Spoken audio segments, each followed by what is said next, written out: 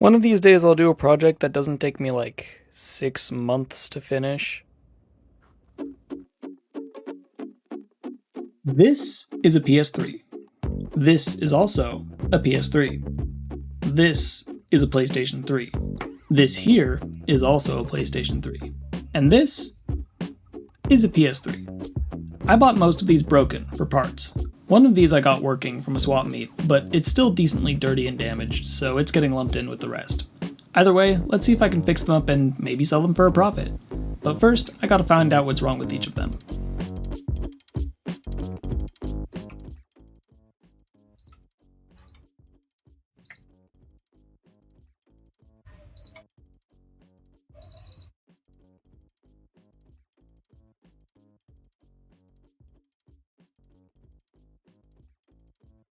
They all work? I mean, one doesn't, but I think I know what's wrong with it, and it shouldn't be that hard to fix. But yeah, they're beat up and some disk drives are broken, but that's still awesome, especially having gotten most of them for parts. This should be easy then. All I gotta do is clean them up and... Okay, first we're working on this absolute steal of a console, this CECH-A01. That number means that this PS3 can play PlayStation 2 discs, a feature exclusive to the CECH-A, B, and E models. I got this in a lot of 3 for $115, which is insane considering it just works almost perfectly fine. I'm gonna name him Swag Old Guy. Anyway, the only thing wrong with SOG from initial testing is a broken disk drive, and after a lot of fiddling around with various parts, I have determined that it was reassembled incorrectly, which was an easy fix. But it turns out that it still wouldn't read discs, so it most likely has a broken laser. So I bought 2 supposedly new lasers on eBay, and both of them were not in fact new and were in fact broken. So I decided to just swap out the disk drive out of this PS3 here, which has a missing hard drive. I'm gonna name him Limp Dick because of that. Get it? Because he has no hard drive? Because he has no hard drive? Because he has no hard drive. Now, these CECH AL1s are among the first PS3s ever made. They're from 2006, early 2007, which means SOG here is at least 18 years old. So when I opened them up, I expected to see a ton of dust, bone-dry thermal paste, maybe some mysterious PCB liquid, but no, it was actually really clean, and the thermal paste was wet. It looked almost brand new. Whoever owned this unit before took very good care of it. Except for, well, the shell. So these old fat PS3s are made of piano black plastic, because Ken Kutaragi wanted me specifically to suffer. I'll save you the boring part of me figuring out how the hell to restore piano black plastic, but in this situation, it's fairly similar to how you'd restore piano black trim on a car. So I got a couple polishing pads, a drill, and some polishing compound. Let's see where this goes. Shit. Well, I'm sure this is just a matter of poor technique. Let's change how long we use each compound, and shit. Well, I'm not cleaning the pads regularly, so it's probably just excess material scratching the shit. Okay, well, there are still deep scratches, so what if I wet sand it? Shit. Maybe using a higher grit will shit. Maybe microfiber pads are better? Shit. Maybe there's something else I can shit. This went on for about a month. I worked on a few different of these faceplates, but I couldn't get any of them looking brand new, no matter what I did. Every little thing I would try different would result in some completely other problem. Sometimes I would even try the same technique again, only for it to give me a different result. I just kept going at these faceplates every day until finally. That is a beautiful console.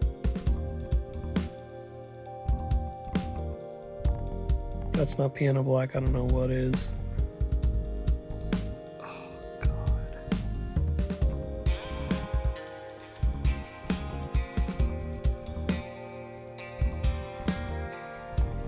Absolutely pristine.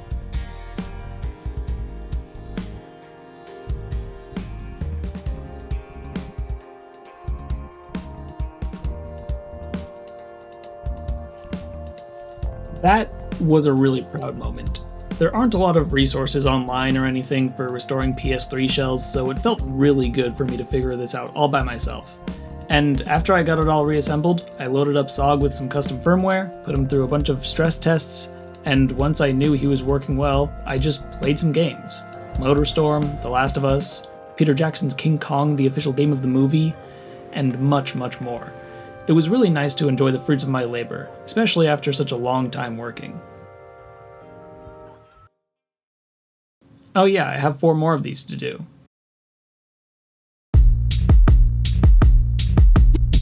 Alright, next up on the list is this CECH-A21, which means it's the same kind of PS3 as SOG, but from Hong Kong.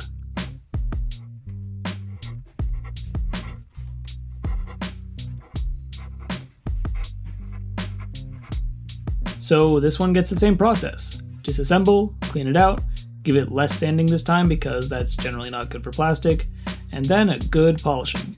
Cleaning the pads between each pass, washing them well, being apprehensive with higher grits of both polishing compound and, of course, sandpaper, and a lot of patience. It makes the faceplate and the rest of the shell look as damn close to brand new as I've ever seen anyone get it.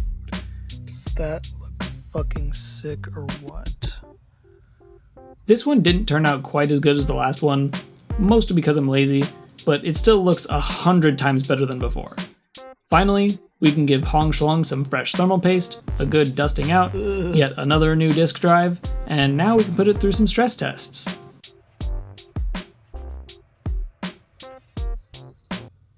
What?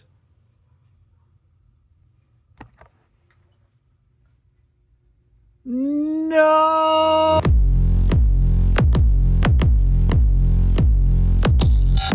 Remember how these early PlayStation 3 models can play PS2 discs? Well, that feature was accompanied by a major problem. In case you weren't a watcher of relatively obscure YouTube video essays about in-depth console manufacturing history, here's a quick lesson on Bumpgate. The 7th console generation was plagued by omens of death, the red ring of death for the Xbox 360, and the yellow light of death for the PlayStation 3. In the early 2000s, right around when the 7th gen of consoles was starting to be manufactured, the European Union put into effect the Restriction of Hazardous Substances in Electrical and Electronic Equipment, or ROHS, which banned the use of leaded solder in manufacturing. Most processors at the time, including the ones in these consoles, were built using tiny, tiny solder balls. Many thought that this change in material caused those balls to break from overheating, and the processors they were in along with them. However, this was an imperfect explanation. The issue of solder balls inside processors breaking was a problem that was exclusive to the graphics processors in the PS3 and Xbox 360. For brevity, for the rest of this explanation, I will refer only to the PS3's GPU, the RSX. However, the CPUs on these consoles never had any such issues, but they were of course subject to the same EU laws, so what gives?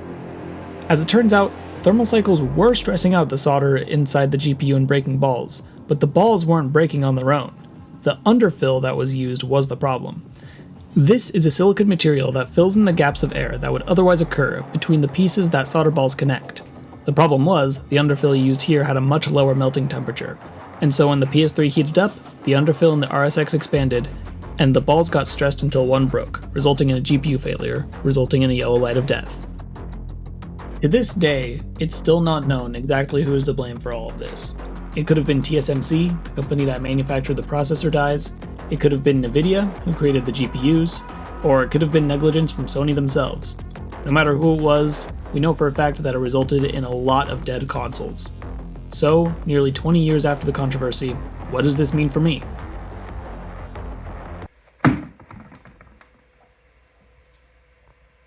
Okay, not actually. Yellow lights can happen for any number of reasons, not just a GPU failure, and if I were lucky, the console is just overheating.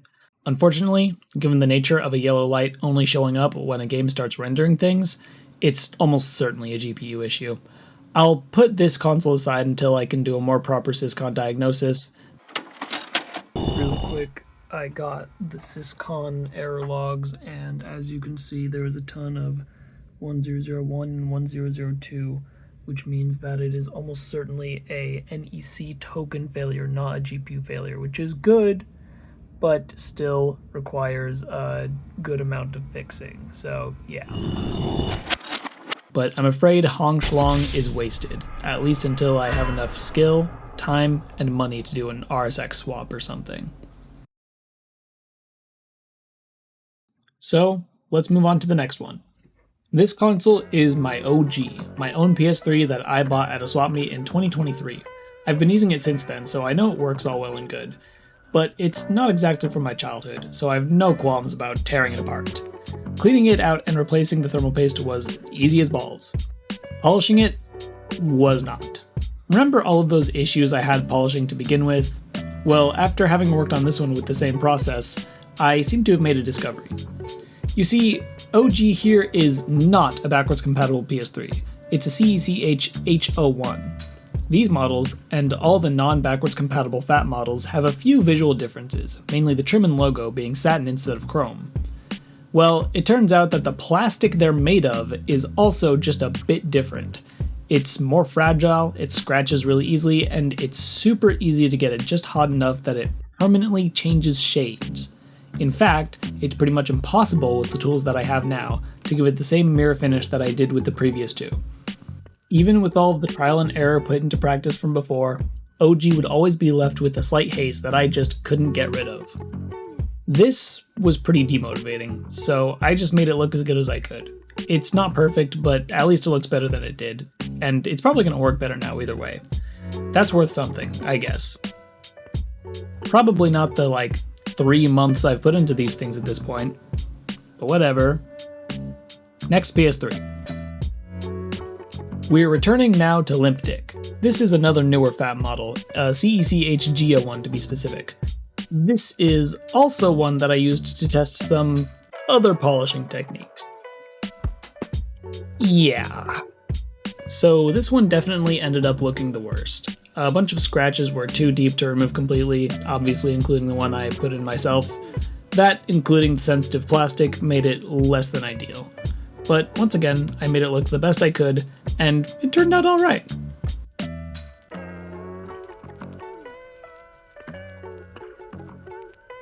This one also gave me some disk drive problems, and I ended up having to remarry a disk drive using some custom firmware. But after some frustration, this one also ended up working pretty well. And that's it. That's all the PS3s. We did all Oh. Okay, there's one PS3 I haven't tackled. This is Yellerfeller. This is another backwards compatible model, a CECH E01. It uses some emulation to achieve its backwards compatibility, but it's otherwise just as capable as SOG and Hongshuang would be, which means it's prone to the same faults. Now, there is some hope for this one. Just based on how long it takes to yellow light and how disgustingly dusty it is, this one could be yellow lighting because of overheating. This would be a best case scenario because a simple cleanup and repaste might fix the issue. However, this is something I'm going to save for later, along with fixing Hongshuang, for a couple of reasons. The first being that I'm totally out of working disk drives, and new ones are pretty expensive. As you already know, lasers from eBay can be pretty unreliable. So I don't want to gamble trying to get a new disk drive or laser for these two unless I can afford it and I have some level of trust that I know what I'm getting. Secondly, I don't want to try to repair these two without knowing for sure what's wrong. To do that, I'll need to do a system controller diagnosis. I have the equipment I need to do this, but it is still its own whole project in itself, so I need some more time to do that. The third reason is, I'm tired of this garbage, man. Obviously everything I talked about is streamlined for the video, but figuring all this shit took a good amount of work. I didn't cover everything that went into fixing the disk drives, the custom firmware, replacing other random parts, problems I had even just opening up some of these consoles. I didn't even talk about the 6th PS3. That's right, there was a 6th, really disgusting and dusty one that I returned because the eBay listing I got it from promised 2 backwards compatible ones, but I got 2 newer fat models instead. So I returned it in exchange for Hongshuang and paid $32 out of my pocket to ship it. Because I'm stupid. Its name was Reseth, by the way. Because it worked, but needed to be reset. Anyway, as you can see, this is all a lot of work, and I love doing it, but if I keep doing it, then this video is never gonna get finished. I mean, I've already been doing this since October, and it's already like March or something. It's May. Look, I'm in college, alright? I get pretty busy with that. I have all this school shit to do. I also played a lot of Minecraft over winter break, so there's that. Anyway, I do plan on getting back to these two eventually, but I need to focus on some other projects first, and come back to these when I'm excited about them again. In like 3 years. I plan on making some more videos about whatever it is I do next, so be on the lookout for that. Thanks for watching, and I'll see you in the next one.